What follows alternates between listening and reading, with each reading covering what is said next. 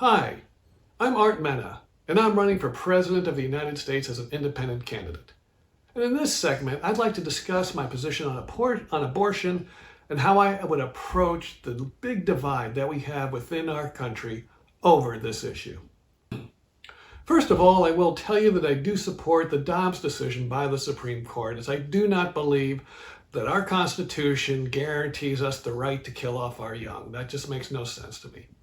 However, that decision also saddened me because we really have not had a useful debate about abortion. All we have are people yelling at each other, trying to outshout each other, forced either laws or opinions or views down our throats, and ascribing the most evil of terms to either side. And I would like that to stop. And the way I'd like to approach that is, let's see if we can first agree on a basic set of facts. Fact number one, when does human life begin? And I will argue that with advances in modern technology and science, that answer, or that question, can be unequivocally answered. And the fact is that life begins at conception.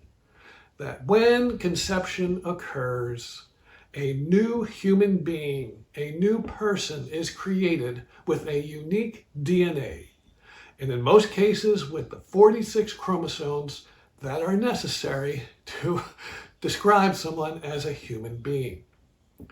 And this, again, is an undeniable, irrefutable fact. There is nothing that happens along the way in that growth of that fertilized new life that changes in any way that causes that person to evolve into a human being or to transform itself in any way. So that is an undeniable scientific fact, and I challenge anyone to prove that wrong, because they can't. So let's see if we can at least agree on that. And then maybe we can have, again, civil discussion on what to do when someone does have an unwanted pregnancy. One thing I'll also point out too, especially for those of you who do have a faith in God and believe in religion and believe in a greater being, and especially for Christians like myself, in the Bible, the one aspect of divinity is often light. You know, Jesus Christ is the light. At the beginning of our world, let there be light. And I'm not sure if many of you know, but in 2016 at Northwestern University, they actually captured for the first time on film what happens at conception, what happens when a human egg is fertilized.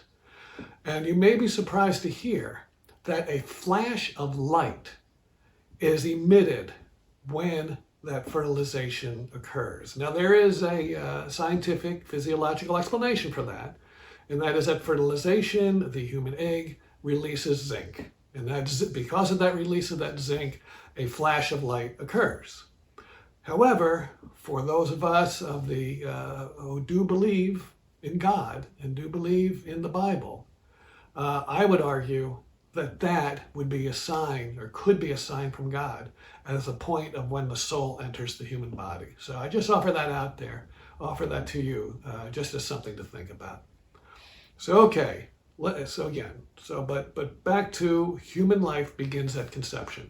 I don't think that is a point that can be successfully argued against. Number two, how many abortions are there in the United States? And you know something? That is a question we don't know the answer to. A lot of speculation, a lot of estimates. But I'll tell you one reason why we don't know the answer to that question is that there are 4 states, or 3 states, including the District of Columbia, that do not report abortions. They have no requirement by the federal government to report on the number of abortions in their state. California is one, a huge state. Maryland and New Hampshire are the other 2 states, as well as the District of Columbia. Now, California has a very large population, so the best we can do is estimate. But considering how California has a reputation for being one of the more liberal states of the Union and liberal views, we can't just ignore the amount of abortions that must be going on in California. Again, we need that data. And my solution to that lack of data is twofold. Number one, I would challenge President Biden, or any president for that matter, to make it a requirement that all states must report abortions to a central authority. Right now, the Center for Disease Control, believe it or not, acts as that central clearinghouse for trying to come up with data on abortions, because that's considered, well, of course, everyone says it's health, healthcare. It's all part of healthcare. So again, President Biden, please do us a favor so that we can have a discussion with some basic set of undisputable facts. Please make all states report their abortion statistics to the CDC. Number two, medical abortions with these abortificants, these abortion-inducing drugs like the day after pills. I'm not aware of any central clearing authority for how many prescriptions of these pills are issued every year. So again, maybe not every prescription causes an abortion, but we at least need to know how many of these pills are being issued to our population. So maybe we can have some informed conclusions about the number of abortions that these pills are causing. I did see one statistics. I was on a PBS segment that estimated that it was somewhere in the vicinity of 643,000 medically induced abortions with these drugs. And if you compare that to physical abortions, which have approached by some estimates to 1 million per year, that could potentially mean we're talking about 1.6 million children every year dying, being killed, being extinguished due to abortion. And that we need to understand, is that a true number? So that we can come to terms with who we are as a society. In fact, what I would like to propose, if you remember during the COVID epidemic, Johns Hopkins University did a stellar achievement in the service of our country in creating that COVID dashboard that tracked how many COVID infections there were by state, by county, by local community, which helped our decision makers, especially in the healthcare industry, as well as in our political leaders, help them determine sensible policies so that we can minimize the spread of the pandemic. Now, what I would ask Johns Hopkins University is get those great minds together and let's have a dashboard that we can turn to every day to find out how many abortions have been occurring in the last year, the last month, the last week. And again, that type of fundamental data, if it can be accurately projected onto a dashboard, can give us an idea of the extent of the practice. And until we have that information, I think all conversations about abortion are irrelevant. Because all we're going to do is argue over data that nobody has. So let me throw out some statistics. Again, these are estimates, and we need to get ground truth, but I'm going to go with the estimates because I think they tell a very, very troubling story in America. And that is if we look at the death rate of Americans of African descent, and I'm going to use the years 2018 and 2019, so before COVID, so we don't have the statistics skewed by the COVID pandemic.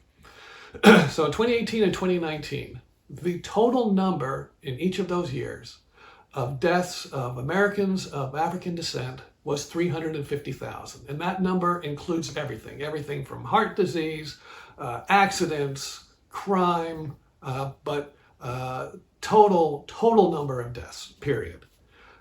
Similarly, for white people, the death rate was 10 times that amount, was 3.5 million whites died each year in each of those years. Okay. Now let's look at the abortions of each of those within each of those communities. The number of abortions, again, by estimates, by Americans of African descent, in 2018 and 29, each year approached 350,000. And again, the original statistics I gave did not include abortion. So what we are seeing is that Black people, the deaths of Americans of African descent, the number of deaths from all causes is equal to the number of deaths of infants killed through abortion. Now you compare that to the white population. The white population rate of abortion is about the same, or the number of abortions in the white population is about the same as blacks. In other words, white people were killing about 350,000 of their babies in each of those years. Okay, so what does that tell you? We've got 10 times more people dying on the white side than are killing their babies, but we have an equal amount on of people dying on the black side as are killing their babies. And in fact, if you were to extend this type of statistics out into the future, what this tells us is the black population is killing themselves off through abortion. And by some estimates, by the end of the 2030s, the black population will become an irrelevant political force because they're killing themselves off. And that, my friends, I don't know. That to me, it sounds like genocide, eugenics. I don't know what you want to call it. But if that is if that is what we as a society embrace, we've got some real moral issues. And I don't understand, quite frankly, why the black population and the black activists are not all over this and calling us out on that.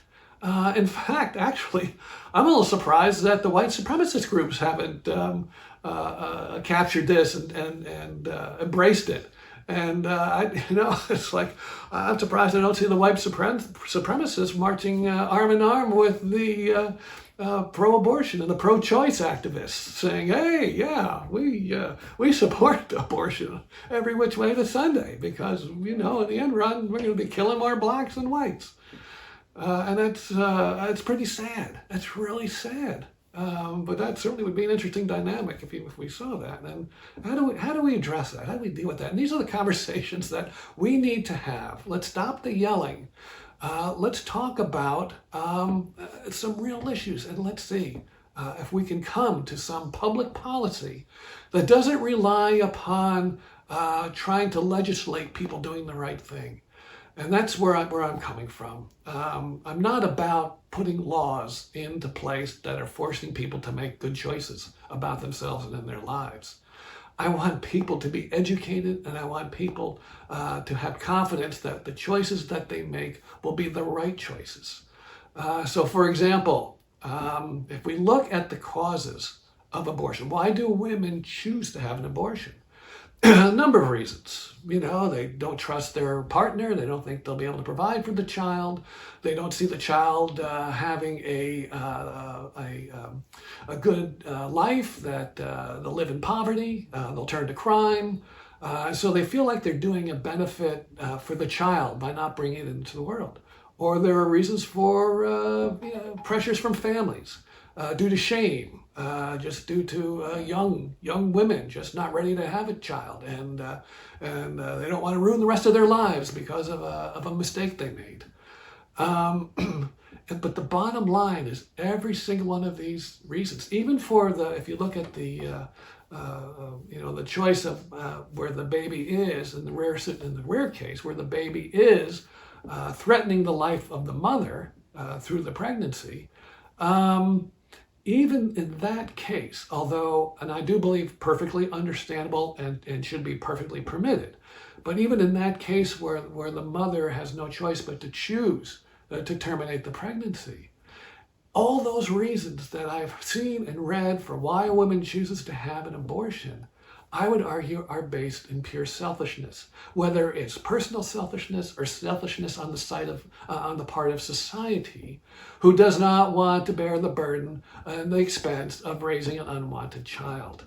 And again, that's what I would like to change. In my nirvana, my way and my goal to reduce abortions is not through laws and legislation.